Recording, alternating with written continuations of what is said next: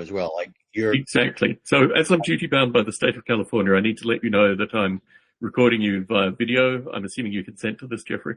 Yep. Very good. Very good. So we're recording now. I should give a little intro with regards. This is the last podcast that's going to appear in audio in the biotacast.org feed. I'm moving it exclusively to video now, YouTube. Last Monkey Standing is the name of the YouTube channel. I'll leave a link to that basically in the topic of the podcast, so you can see that and move accordingly. It's been a long time coming, these videocasts, Jeffrey, but you in particular lend themselves very greatly to one of these videocasts because you've just done such amazing, colourful, eye-catching work for the better part of 2 decades now, maybe more, 3 decades. 1990, let me do the math. Somewhere through there. You've been doing it for a while. For a while, yeah. So top of my list of questions was last time we chatted, you were working on vestibular walkers, and I was wondering what state that ended up in. Yeah, well, as I feared, there's so many other projects that were kind of piling up in my brain and on my schedule that I have not done much with it since then. So that's the short answer. I can show you what I have. Got the paper published in the A-Life conference proceedings, and nothing has happened with them since. Well, that's quite sad, but I understand you have video that we can at least look at associated with the associated with vestibular walkers. Would you like me to show that? That would be wonderful. All right, let's see. Let me see if I can do a screen share. I think you can do a screen share. Present now.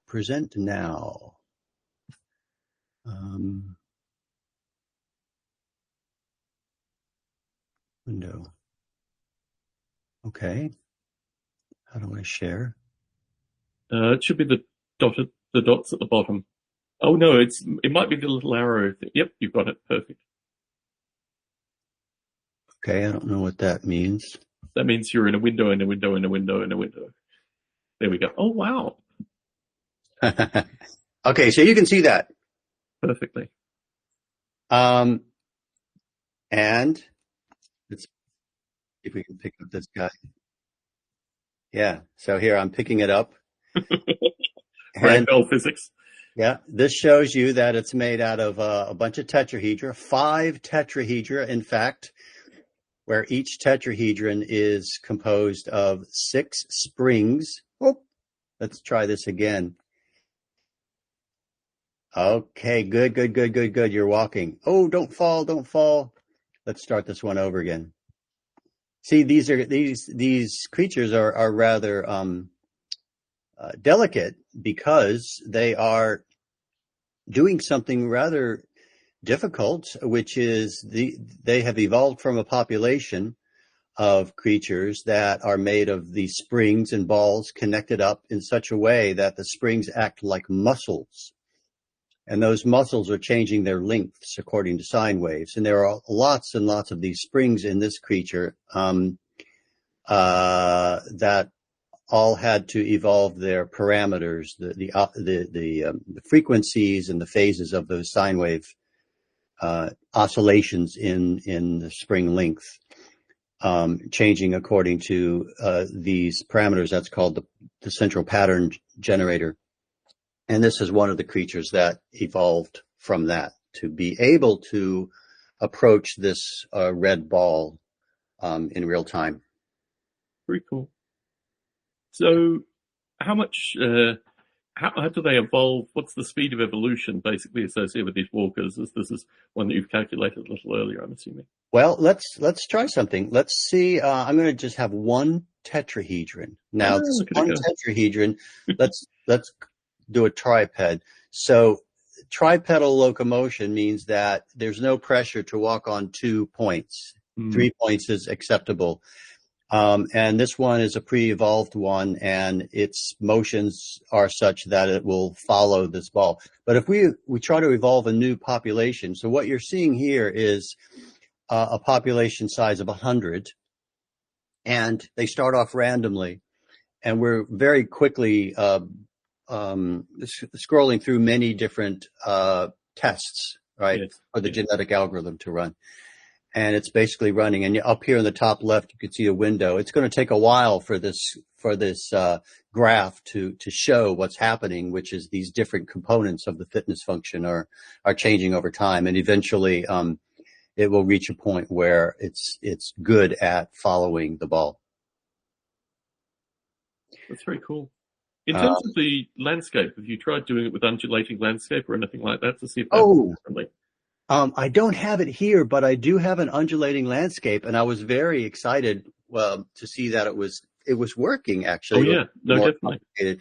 And there's a video showing that. And the reason it works is because these creatures are responding to their environment in real time. Every time frame, they're taking in the forces that are acting upon them from the ground and gravity and all of that sort. So yeah, I don't have a video on hand right now, but don't worry. No, what you're showing is particularly cool. I think it's very inspiring. I tease my former, he will soon be a guest, Imi Khan, about how blocky walkers is basically the definition of A-life, but you've taken it in a very interesting and different direction, which I guess blocky walkers kind of did in some regard. But no, this is a new take on an old theme in the artificial life community, which I really like. Yeah, well, when you think about the blockies, like Sims blockies and other things like that, those are rigid body, geometrical 3D shapes, right? Certainly. And they're connected by certain torque forces and so on. And, in the real world, rigid body dynamics is a pretty good approximation of very solid, inflexible things. But in the real world, there's a lot of flexibility. And in fact, the muscular systems of mammals are very pliant and responsive to all kinds of forces. Certainly. And so in a sense, building something out of springs affords perhaps a better representation of what's going on in the brain and the body and the muscular system. Very true. Very true. Yeah. So here's one. This one's pretty crazy. Let's try this one. Anyway, this is online. If you go to, I believe it's, you go to my website, Ventrella.com. It's one of the first links there. Certainly. Yeah. Certainly. And in terms of the source code, it's written in JavaScript, or what's it written in? It's all JavaScript and rendered to Canvas. Yeah. Interesting. So, yeah. Well, thank you for showing that, Jeffrey. And if someone were to get in contact with you and say to you, sorry, I'll bring my camera up as well. If someone were to get in contact with you and say, I really would like to collaborate on this, or, how open source is it associated with what you've done with the vestibular walkers? I believe it's on GitHub. Very good. That answers my question. I think so. Yeah, I'm pretty sure, because the reviewers of the A-Life paper were saying, hey, is this going to be online? And so they like to have that, to have it Certainly. Open source. So it's there. Very cool. Very cool. JavaScript is quite the language, but no, I think that would be really fun. Hopefully one of our listeners or viewers, as they are now. That would be great. Well, yeah, but Ventrella.com is basically the hub for all your work, and it's a good place to go just to kind of lose yourself in film and, a wide variety of other aspects. Always visually just absolutely spot on, Jeffrey. So I wanted to, one thing that we talked about last time, which you continue to do, is build fractals, daily fractals, right? It's kind of almost a therapeutic thing that you do on a daily basis, and they do vary greatly. Occasionally you will throw a cliched fractal in there, but most of the time they're very novel things. And looking at them, they remind me very much of fern tree structures in certain aspects. And I think last time we talked, I said there's got to be an artificial life project in the fractals. And I think probably the artificial life of plants, to steal Bruce Damer's paper's name, I think would be very useful in, just certainly we'll get to my news, but growing trees is something that's highly topical for me currently. And I think fractals are just trees, basically, in structure and these kind of things. So what say you with regard, well, firstly, why don't you display the fractals, since we have the benefit of you actually having it to display? Okay. Let me do another screen share. I'm sorry, I'm not as familiar with Google. Hangouts, but let's see, share. Why does it take so long? Okay, here we go. Share. Now, can you see this? Yes, I can. I made this just last night of all. Of course I made it last night because I make them every night.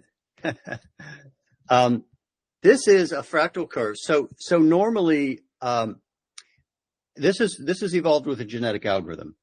It may not appear so because it doesn't look very evolved, but as you very well know, in the course of evolving a genetic algorithm towards a certain goal, some fun surprises come out, right? And that's usually where the art lies, in the glitchiness, the wabi-sabi. Accidents happen, and those kind of bugs become features. I call this brain filler. I have a whole series of brain filler things. Here's one that might be more interesting in the sense that it is self-avoiding. So it is a self-avoiding curve. And I like to bring in, textures and imagery from other sources and put them in the background and juxtapose them and stuff, because it makes it read, this looks like a wooden sculpture or something. Certainly. Have you ever made any of your fractals into a physical thing? Have you ever had them, printed or cut or whatever? Well, I have a colleague here and he and I did a woodcut. Oh, very cool. And we've done a couple of those in which we would make two. We would cut two boards. One of them would be stained dark. One would be light. Yes. We would take the inverse of them and put them together so that they become like a puzzle. Very cool. A two-piece jigsaw puzzle. Yes. And those are really cool. And there's a makerspace not too far from here that has a larger wood cutter. Oh, interesting. I'm thinking of laser cutter, and I'm thinking of using that. I do like the idea of having them be one piece. Mm-hmm. Which makes it very difficult to fit them together, as you can imagine. Certainly. But it's kind of cool. There's a cool factor in that. Very nice. Very nice indeed, Jeffrey. Yeah, I'm thinking a lot about this stuff because I was talking to Gerald de Jong recently, and obviously he makes his artificial life into 3D sculptures now. I'm not sure if you saw that video, but it's very, very cool. Yes, I did. So let's move on to... let's talk about Gerald for a moment now. He said he had a good chat with you with regards to his view that Bitcoin is artificial life. How be you in the swaying of this argument? Do you think it's a good argument? Do you think it's an argument that needs to be championed currently by certain members of the artificial life community? Well, I am not completely sure of the Bitcoin. I don't know if I'm completely convinced. I think Bitcoin is great and it's here to stay and it's important, and it has definitely caused a seismic shift in how we think about money and value and possessions and all those things. And it's going to accelerate a change in many, many domains of human life. But it's complicated and it's difficult for many people to understand. Certainly.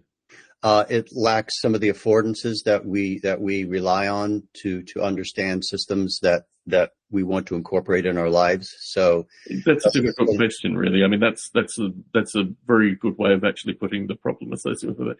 I got a few impassioned emails and even impassioned text from someone after I put the Gerald video online, because they just felt so. I guess Bitcoin has a bad reputation, right? It just has a bad reputation amongst many, and I think you've hit the nail on the head with regards to your description specifically. Well, the fact that it has an extremely good reputation among people and an extremely bad reputation among other people is a sign that there's something wrong here. It reminds you of a particular political system that we both must be exposed to as well.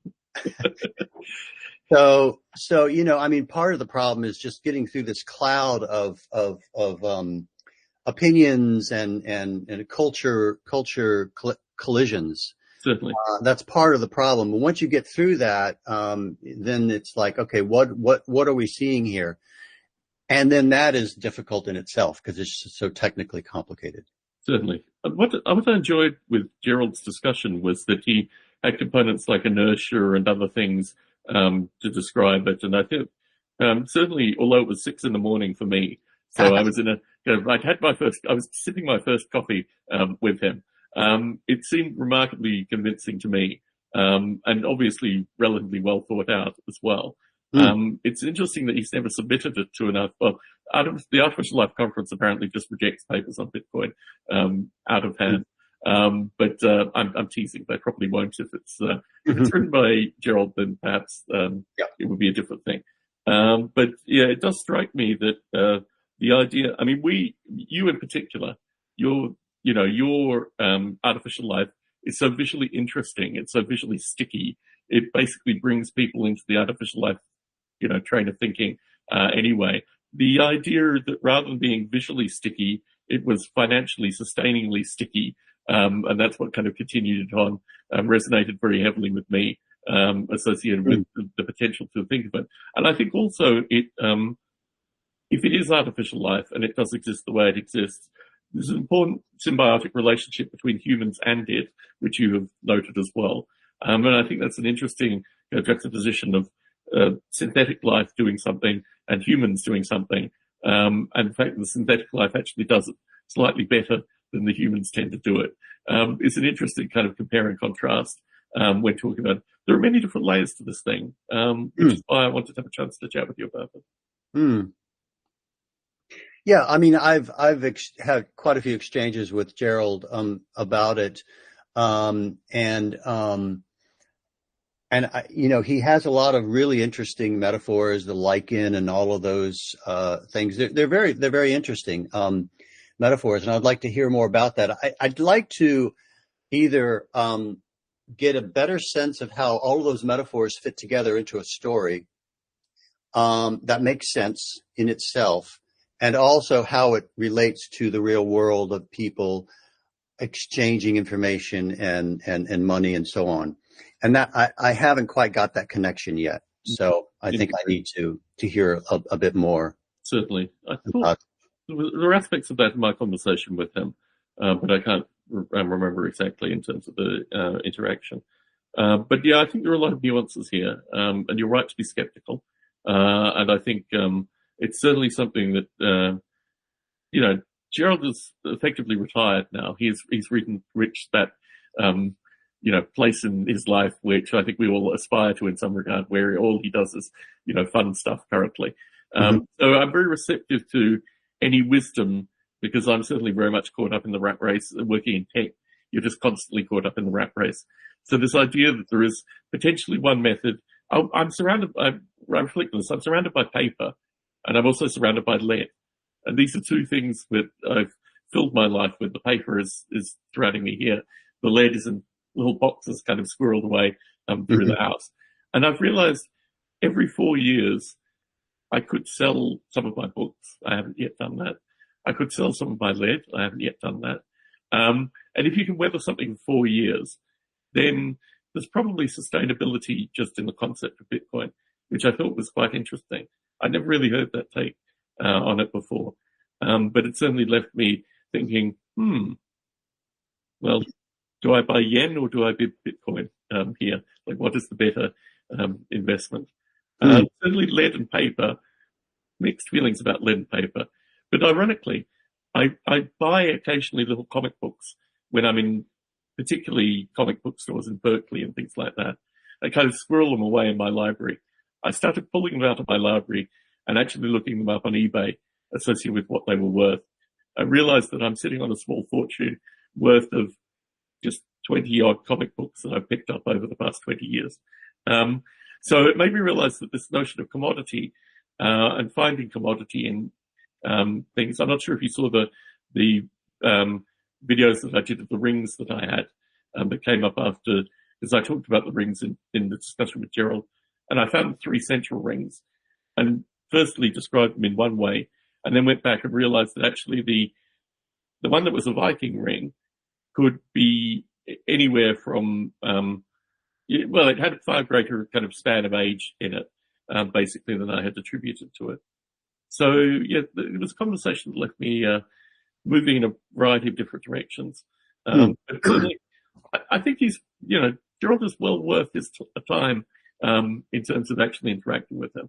And I always enjoy my chats. He occasionally messages me about obscure elements in mathematics, which is the next question that I had for you. And unfortunately, he usually catches me in a grocery store in some way where I can't respond with him. Quite the same feedback that I needed.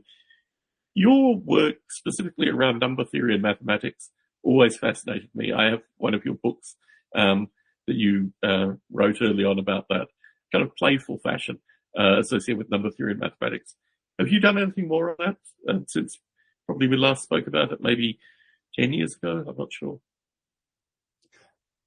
Nothing explicitly other than a recent project. I don't know if maybe just tangentially that I worked on a paper for the Bridges Math and Art Conference. Oh, very cool.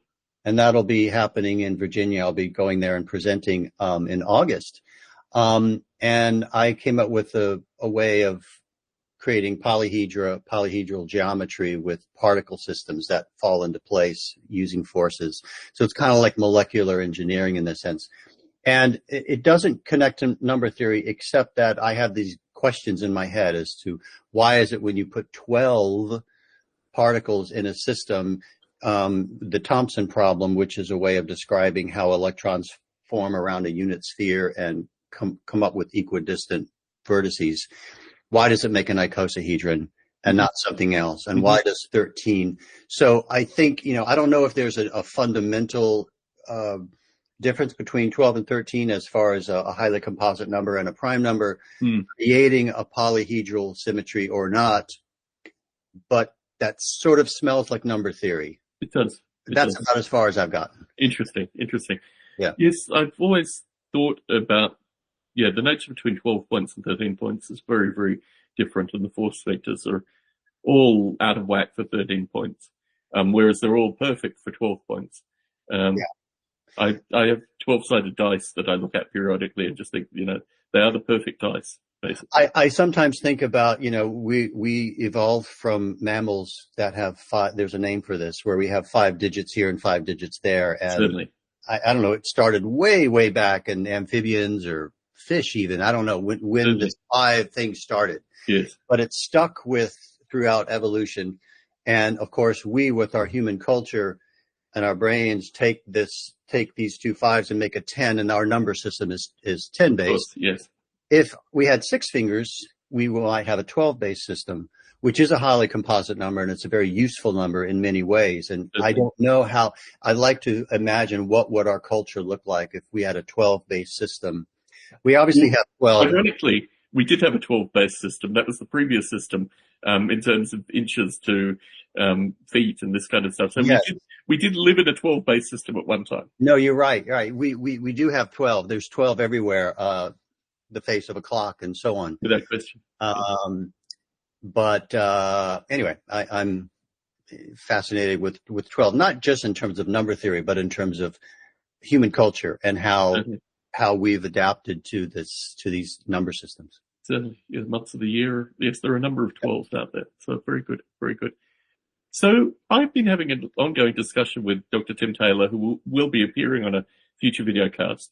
In fact, I booked him on a future videocast about open-ended evolution.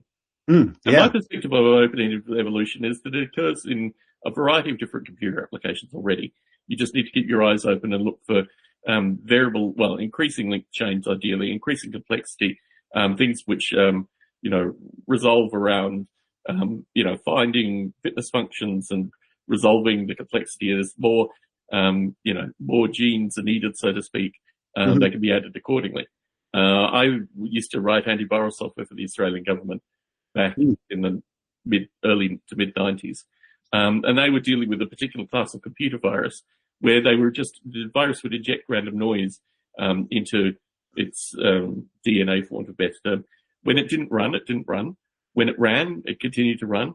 And when it got on networks, it would do things like knock out printers and do a variety of different things. The evolution of the virus was, in fact, a trick associated with just adding in noise into the binary, and often meant that they would, not survive, they would die very quickly. But the ones that did survive had a variety of different behaviors. They were very difficult to track because they were, you weren't looking for a particular executable component. You're looking more heuristically at a series of behaviors, which I've actually written about. So open-ended evolution for me is, it wouldn't be a surprise if I found it. And ironically, you put your, I think it was a Swarm video online, and I had a discussion with Hiroki-sama about open-ended evolution. Well, I was discussing with you initially. I said, Jeffrey, do you think open-ended evolution would be possible with this? And you were like, okay, it's going to take a lot of time. Yeah. Hiroki has already done it with his evolutionary swarm chemistry. And I've been working on that. I downloaded the source code, got it to compile on a really old Mac. I was able to see it. The last time he published on it was in 2018, which explicitly calls out the open-ended evolution potential of it. The great irony is Hiroki wrote this simulation in 2011. It's actually his ability to study the simulation, which brings new academic work out of it, which I think is just a beautiful analogy for all of our A-Love projects, that if we had an infinite amount of time with them, we'd probably find very interesting things that came out of them. What is your sense associated with open-ended evolution and, artificial life, or even just general day-to-day interaction with technology? What was your feeling with regards to it? Well, I would say the first thing that we would want to do is define it. The sort of quintessential open evolution is the one that's happening on Earth right now. That's been happening for 4 billion years. Of course. The fact is we can only achieve a tiny representation of that. Another way to think about open evolution is if you have a what do they call it? Soft A life, a simulation that is running a simulation that is always doing something different. Is that open-ended evolution? I don't know. Different is not necessarily evolution is always doing something different. Certainly. Whether it's better or worse, whether it's more complex or not. In general, things get more complex.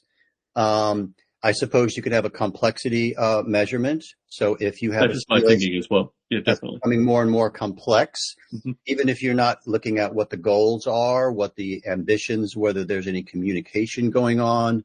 If it's becoming more complex, that's one way to think about it. Certainly. So I think there are many tiers and many levels of talking about open-ended evolution. And if you see it and you say, oh, wow, it definitely did something new and different and novel, that's a pretty good sign. I've been thinking about it, and I may have mentioned this to you and Hiroki, which is that, somebody was asking me if my cluster system could become open-ended. And I think it might be if I put it on the internet and had users do something with it, interact with it, and have it change with them. Yes. Because what happens is you're plugging it into an open-ended system. That's very true. That's really what it's very about. True. Yes. So yes. instead of trying to make my system open-ended, I want to make it responsive and able to adapt or change. And then I plug it into an open-ended system. And also in the idea, I've had this idea with my Wiglet characters and everything, to have people build brains, their own little AI module, and they can plug them in and they can change their brains and or make different genomes. So by opening it up to people to add components to it, that's another way of doing open-ended. Certainly.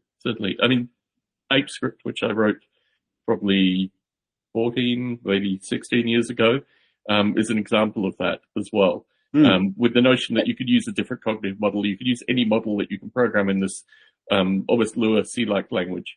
And that has been used by a few people to test different ideas that they've had personally about it.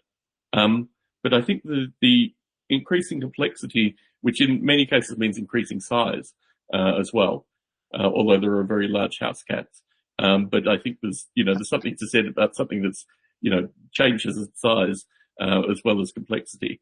Yeah. I think Hiroki is actually measuring complexity in what he's doing associated with, running many different many different frames, for want of a better term, they are actually frames of movement, and then looking at what emerges out of that, and then pruning his own recipe. They're called recipes. They're metaphors for DNA. But pruning his own recipes and adding to the recipes. So the recipes can become quite complicated based on this feedback loop. The human is absolutely critical in that part, to look at the images and say, this one is definitely more complex than that one, or this one is more interesting. However, you could also write algorithms to do that as well. Yes, right. Yeah. So anyway, it left me, feeling almost a state of artificial life euphoria that I only typically get when someone writes my stuff onto the Unreal Engine, which is also coming up in my kind of news and notes. But yeah, Oroki is just such a polymath as well, that, I'm looking forward. He too, I hope to be doing a video interview with, so he can talk about his work more. Excellent. His work on COVID alone, I'm not sure if you know about his work on COVID. I've seen some of his simulations, yeah. But yeah, it's as fascinating as a means of, as someone who's developed artificial life simulation for many years now, COVID, just the statistics of COVID, didn't always ring true with me, particularly living in San Jose, just getting a sense of the statistics as they were presenting them.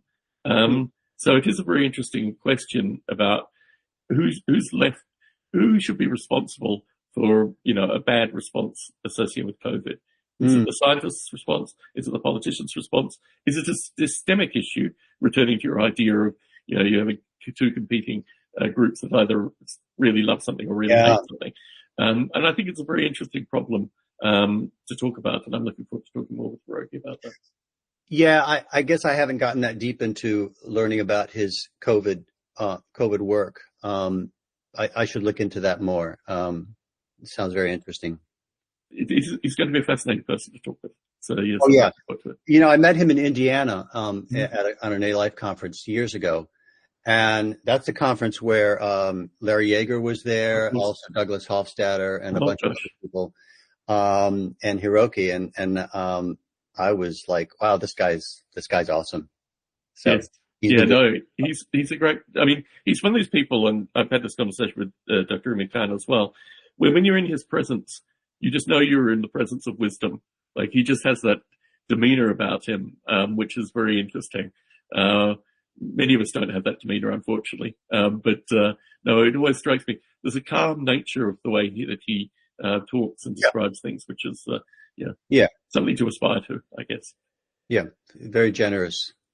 Do you have any other topics you'd like to raise before we get into my kind of news and notes portion of the recording?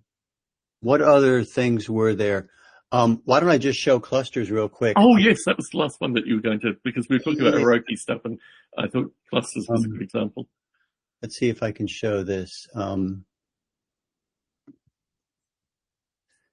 Yeah, okay. Can you see that? Very slowly. It's just coming up, unfortunately. I can see that. Okay. Yeah, that's true, because over the video, you just don't get the value of it.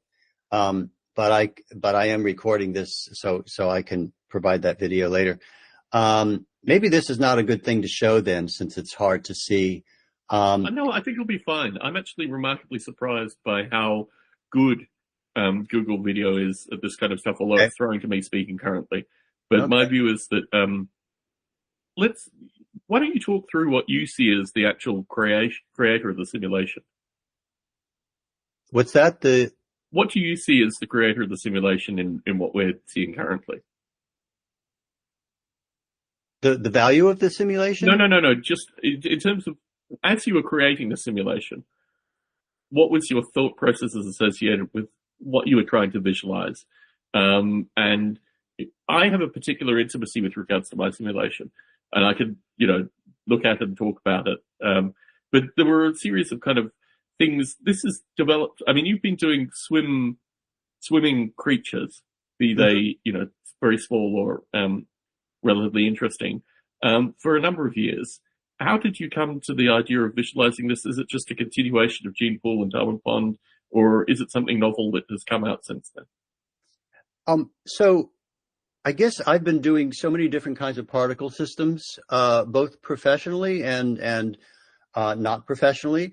I did a pretty extensive particle system for visual music systems, which was a small startup in Boston, where the particles would be emitted from a handheld controller that goes along with music. These are like musical instruments that were invented by Bill Sebastian.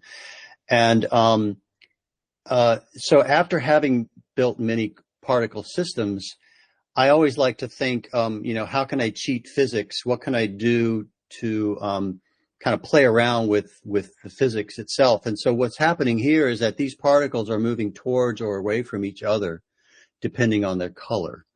And that kind of brings up, interesting social metaphors or various ways of thinking about how organisms move. So it's kind of like, it's sort of in between biology and physics.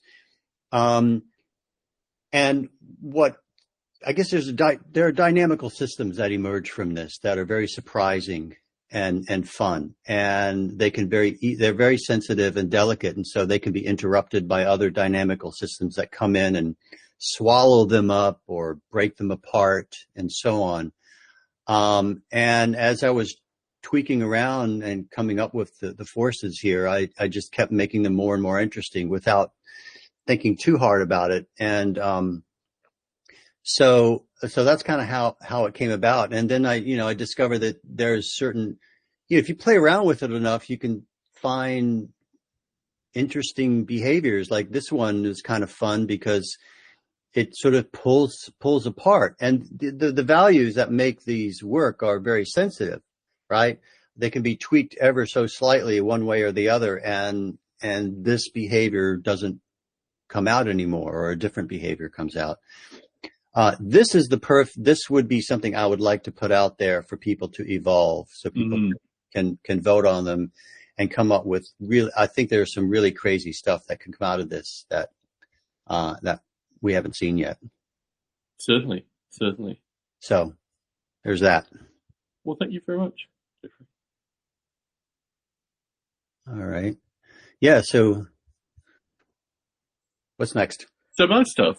I've been working with a guy called Nuno Barreto, who's taking my Ape SDK and porting it to the Unreal Engine. You and I have had many conversations about doing something like this, be it back at the kind of, I can't even remember when we talked about it specifically, but I remember a number of Biota Lives where we were both pontificating associated with how we could get our stuff out there. I mean, you were actually quite successful through, I think, your discussion associated with there, and what was the other one that you worked with, the Second Life folk? Yeah. And I was always I tried to port this to the Second Life server to get the Second Life client to actually communicate with it. So I've had many attempts at kind of getting the very beautiful and current cutting edge graphics version of the simulation. And now Nuno is taking this, and in a very small number of days actually, started producing stuff very quickly. He actually puts the simulation into a DLL and just basically reads out values from the DLL that he uses to create the environment. And I think it's certainly, just for the people I've shown initially, people are very visually receptive to it. And it's always the thing that excited me as well about the simulation. Early on, I got a grant from the Australian Film Commission, of all places, in order to develop a landscape simulation, a flat landscape simulation, to show the what was called at the time, probably Nirvana Project still, it hadn't become Noble Ape, but the Noble Ape landscapes, basically, with the apes walking across the landscapes. So I have a genuine sense of, just through my own coding, that this is an amazing way to get people involved with a simulation, and particularly through Unreal, which is Steam and all these other things that you get kind of for free out of that. So just releasing it free on that kind of platform, I think, would be a topic of conversation. We talked about Larry Yeager and Polyworld. Polyworld has always been, for me, the kind of golden, the top, the golden ceiling, basically, associated with this kind of simulation and visualization, even though looking back at the videos of it, unfortunately, it's no longer maintained. So Polyworld as an open source project, I think, is right for people to come in and maintain it. Larry Yeager is very happily retired. I've had some conversation with them. about various things. But yeah, the maintenance of it, the maintenance of any open source project, particularly as Apple changes various aspects of what they're doing, and certainly Microsoft changes various aspects of what they're doing, is, it's something that's quite time consuming. Right. Yeah. So anyway, Nuno's work is fabulous. I hope to actually on this channel, because Last Monkey Standing is also a channel that I'm using. Just prior to your video is my conversation with Nuno just a couple of days ago about how to expose various aspects of the simulation to what he wanted to do with Unreal. Do you have any videos of this? I have a small GIF, or you might call them GIFs, that he created out of it. But my hope is that he'll have some video within the week, and I'll certainly share it with you on Facebook or wherever you, wherever I see you hanging out, basically. Because it's very inspirational just to have the simulation that I've worked on for it's on the 13th of June, it's 28 years. So we've just passed its 28th birthday, so to speak. And I remember many conversations that we've had about this kind of visualization, and just how this kind of and of course the visualization has become more a common language with obviously a wide variety of video games and these kind of things, which is just, if you could get the next generation interested in A-Life. Have you ever considered putting any of your stuff on Steam or anything like that? No. Well, there is one thing that the clusters particle system I showed you. I have a 3D version that runs on a VR workstation. Oh, very cool. But I haven't really developed it very much. So there's a friend of mine who, he might be kind of on his own project right now, Brian Dodd, but we might, I might ask him, how, what he thinks about this idea of putting it on Steam, because, but that's, I don't know a whole lot about that whole, system. So I don't know if I would do it on my own, but I am thinking of building out this VR particle system. My colleague, Frank Delaglio, is asking me to do that. He's a molecular engineer, and so he's very cool. Really, into this kind of thinking. Yeah, no, I mean, basically, I met Nuno he was asking about Steve Grant's work on the ISIL Discord. So Steve Grant's work. Okay. I still am quite close with Steve. He and I have exchanged emails this week, just trying to encourage him to get into the video thing and show some stuff he's working on currently. Did you go to Biota 2, or did you not go to Biota 2? I don't think so. Where was that? That was in Cambridge. That was the one that Steve Grant hosted. No. So have you ever met Steve? I think I met him many, many years ago. Yeah. Yeah. Yeah. No, it's quite funny because he and I live probably about 3 hours drive from each other. Oh, wow. And, our lives have been intertwined. He was supposed to appear on a BBC Radio 4 interview with me in 2003. And he volunteered this fellow who I think is called either Nick or Rick Colasanti, who was a plant biologist who was creating artificial life systems at the time. So he was always kind of a white whale is probably the wrong euphemism. He was always someone that I wanted to spend time talking with. When we actually started talking, we realized that we had a number of shared friends, as you do in these circumstances.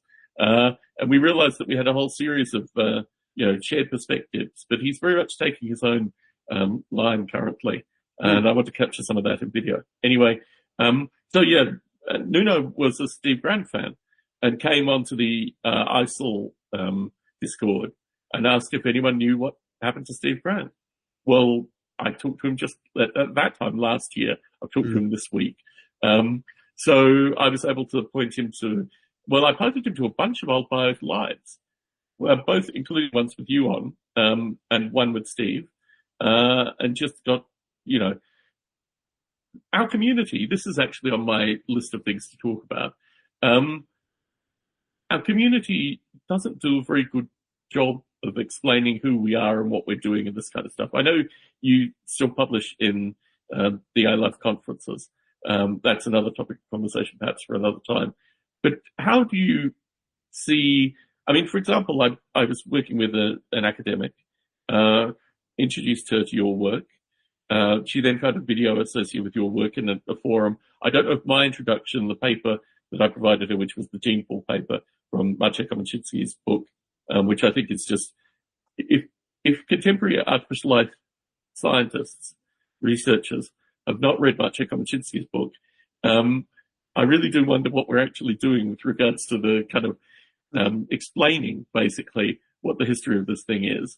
And I kind of playfully thought I should just throw you into the mix with regards to these people on Discord. But it's an amazing time suck. It's like an old bulletin board system where you're just constantly responding to, certain communications, and you have to kind of train yourself to turn it off. Otherwise you'd be on there 24/7. But the nature of, and Hiroki is on there. Literally, Hiroki was in the same, Discord server environment. But I was the only person that knew anything about Steve Grant's work and had kept in contact with Steve and this kind of thing. So Steve was involved earlier on. Is that correct? With creatures and with creatures. Yes.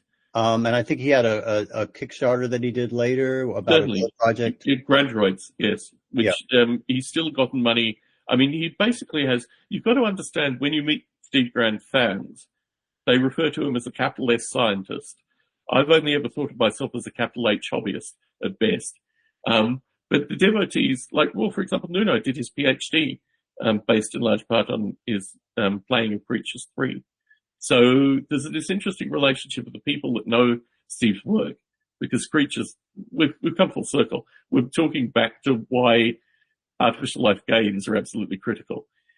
Because Creatures being out there and being something that people played and, perhaps parents bought them, or, they had some relationship with this thing that Steve created, obviously with a bunch of other artists and a bunch of other people at the time.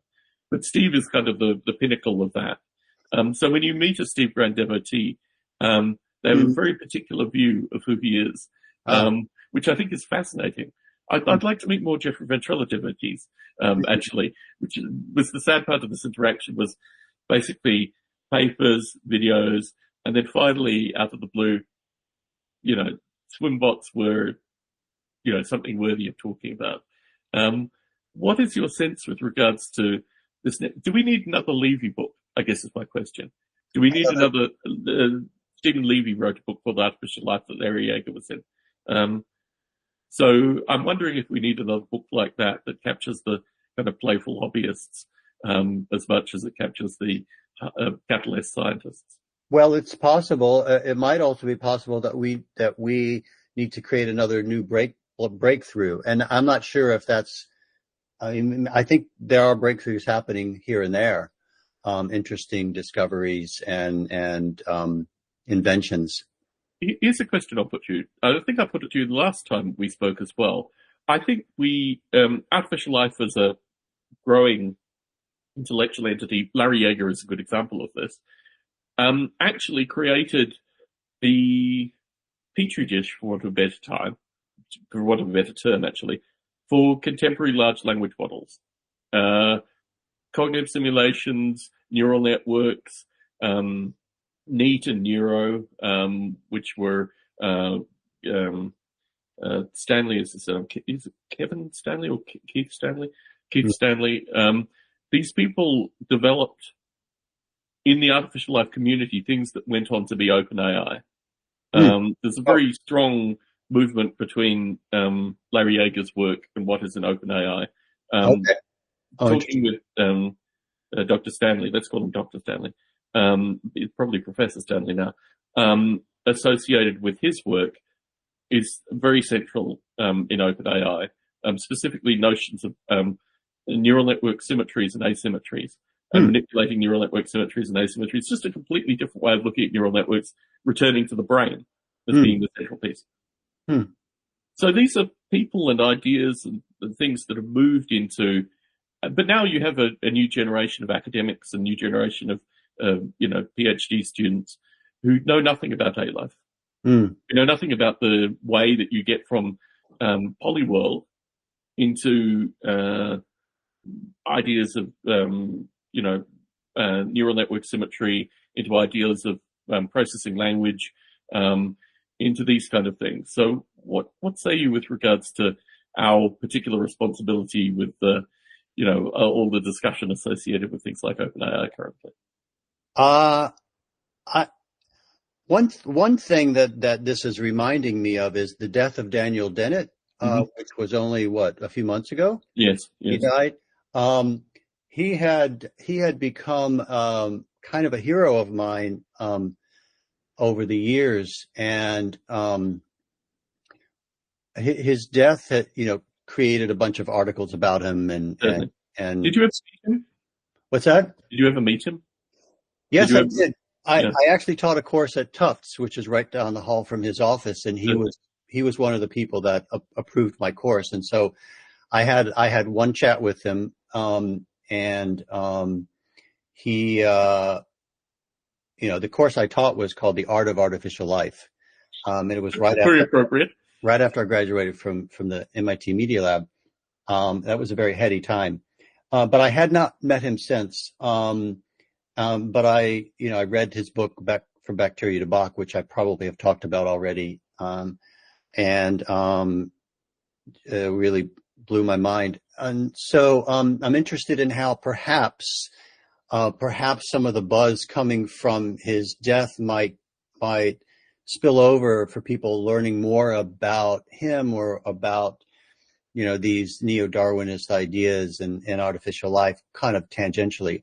I don't know. There is a guy that asked me about open-ended evolution. And I said, well, read some Daniel Dennett. And he goes, well, what book should I read? And I said, well, start with Darwin's Dangerous Idea. I suppose that would be the best one to start with. But anyway, so, gosh, I don't know really. I don't really know how to answer your question. I think artificial life is evolving as it must. Yes. Be a Bitcoin or something else. Yeah, and sure, large language models are fascinating. I did a little bit of work on one of those for a computer game, and that's a whole other direction. I'm interested in large language models in terms of how they can be connected with a simulation, so they're embedded, so they're embodied. And I know a lot of people are working on this. Oh yes. So, but that's my extent. I like the idea that Daniel Dennett is actually a better Dawkins than Dawkins is Dawkins with regards to conveying, ideas in science and evolution. And that I think is very powerful. It might actually make a slide on my, they're called, what is it called? It's ERA, which is Emerging Researchers in Artificial Life, which is a sub-conference that's happening at the front. I'm unfortunately an extremely old researcher in artificial life, I think, by the kind of age group of the people involved. Anyway, I'm giving a talk. Cool. And I think the idea of Dennett is a better Dawkins than Dawkins is a very powerful metaphor. So thank you very much for. I attended a lecture at university that was given by Daniel Dennett, and it had an impact on me. I at the time was very much enamored with Bertrand Russell. And the idea that Dennett was kind of that school, resonated very strongly with me at the time. I didn't have an opportunity to talk with him or anything. I didn't have any opportunity to have a personal interaction. I just saw a lecture, basically. And it was my time studying philosophy and physics, doing considerably more philosophy than I was doing physics, because that was just the nature of doing a full degree of philosophy. But yeah, it was certainly impactful in my life hearing him speak. And certainly his various eulogies. When you say Dennett's a better Dawkins than Dawkins, I think I know what you mean, but tell me more. Well, I think basically Dawkins has a series of things which, although I argue about my Dawkinsianness generally, because there's a difference between reading something and belief. And I heard a funny story from Gerald de Jong associated with the Douglas Adams estate. I'm sure you must have seen it in the video. But that was a large portion of my life, was actually dealing with, Dawkins' whip designer guy or whatever, and just a really kind of brief but hostile interchange associated with why they were taking images and things off the Biota site, as well as the full text. The idea that it was just a talk that he gave at a number of different conferences made me realize that it was probably less impassioned in terms of my particular perspective. But I think the the whole nature of science versus religion is just not I mean, this is why I'm Rosselian, fundamentally, it's just not a, conversation where you pick up the same, bad argument styles and various other things. Like, there has to be a calming logic that's part of that. And Dennett is obviously part of that tradition. Right. And the idea that he talks about evolution and biology in a way which is still sticky and still receptive, obviously, to folks such as yourself and myself, indicates to me that rather than being a particularly polarizing person, which unfortunately Dawkins has become, Dennett has been able to kind of live his life and write his books and not really get on the radar of the religious right and these kind of things. Right. So I think that is quite powerful. And anyway. Yeah, I think there's a place for Dawkins in the world, and there's a place for Dennett in the world. Without question. I think Dawkins is a fighter, and he's fighting certain ideologies that probably need to be fought. I do like Dennett's approach to religion and science and his analysis of it. It's much more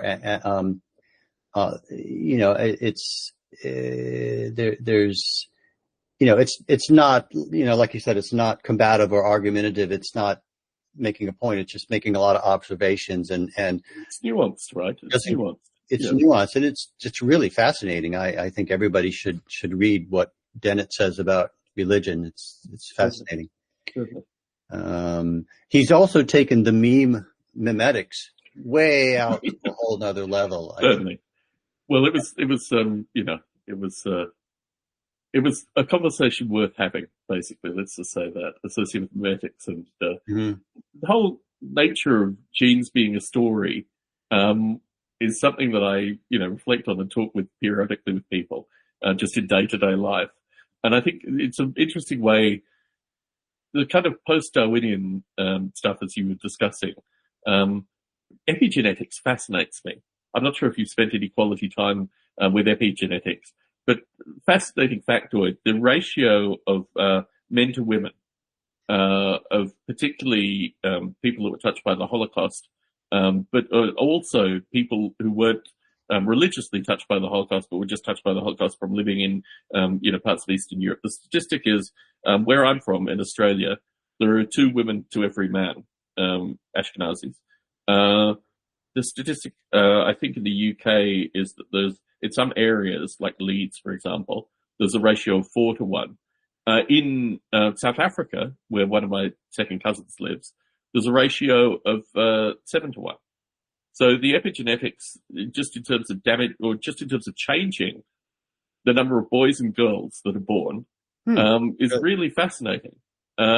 It could be what's in the water, but I think it probably is epigenetics in action. And I certainly reflect on Michelle, when we were first married, shined a torch into my face at 4 a.m. for some reason. She wanted something, or she wanted to wake me up or something. And she said my reaction was so completely out of character that, I kind of jumped in the air and then crawled into a fetal position and just started moaning.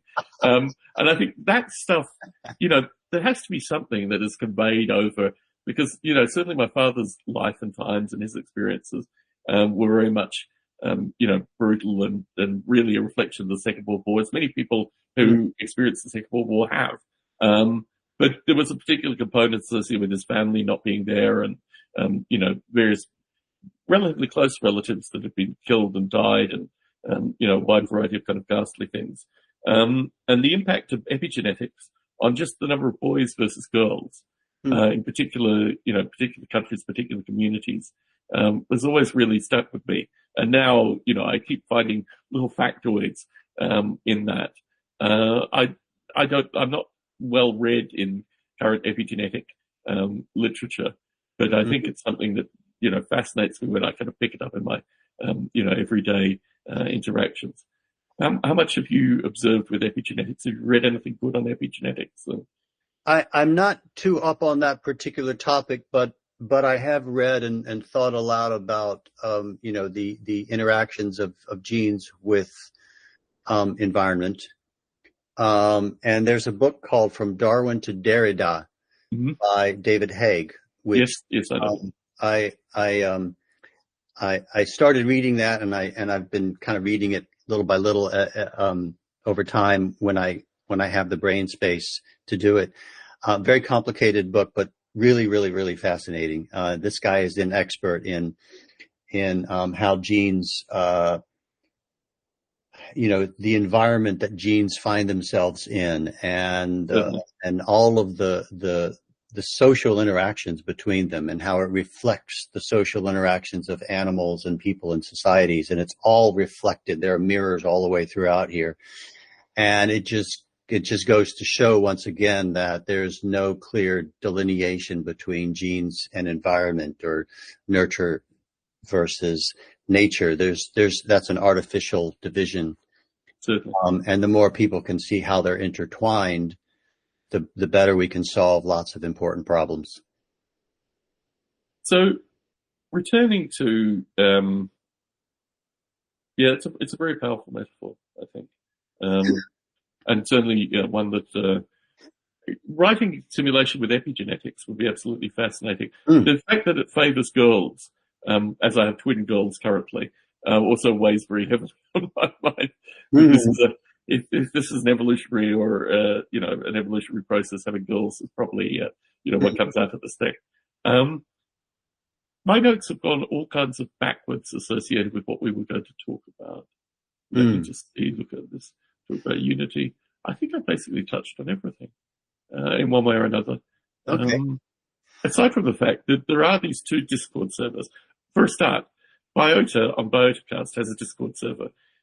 If you join that Discord server, as a gentleman by the name of Matt Andrews did, I will immediately pluck you from that Discord server and throw you into the ISIL Discord server or the ERA ISIL Discord server, and allow you to have at it. Matt Andrews is going to be a future video cast. He might be the one after you, actually, Jeffrey. And he has written genetic algorithm open source stuff. I'll let him talk more about it.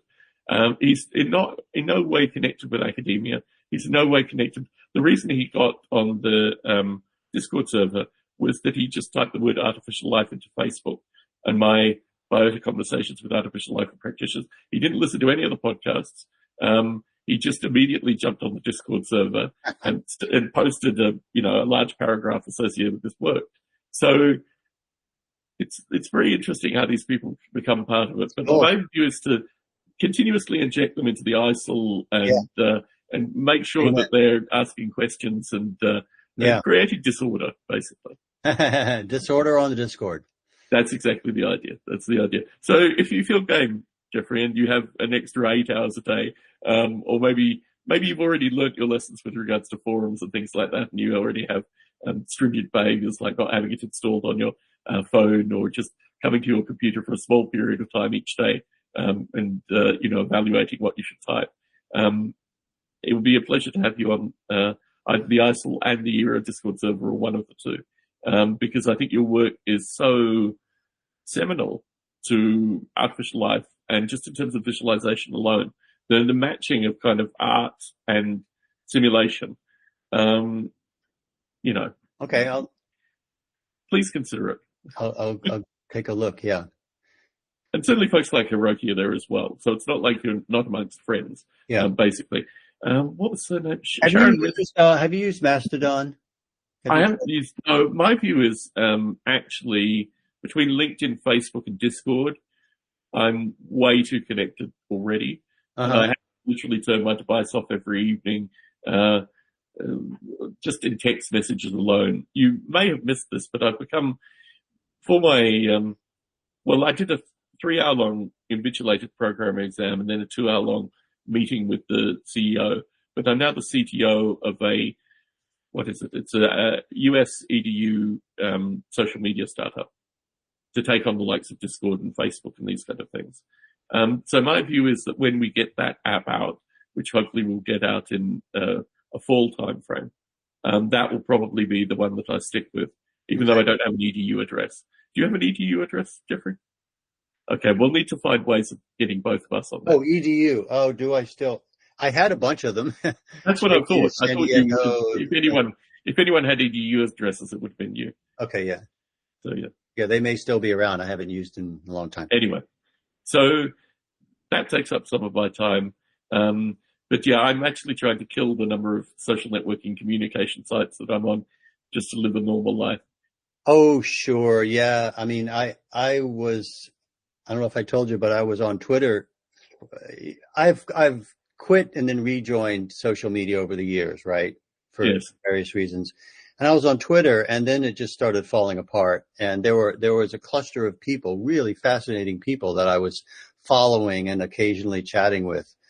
Anil Seth, various other people in neuroscience. Oops, let me see here. Are you still there? Yes, I'm still here. I can see you. I can see you and hear you. And so, but I quit Twitter, and but yeah, social media is so addictive, and that's on purpose, right?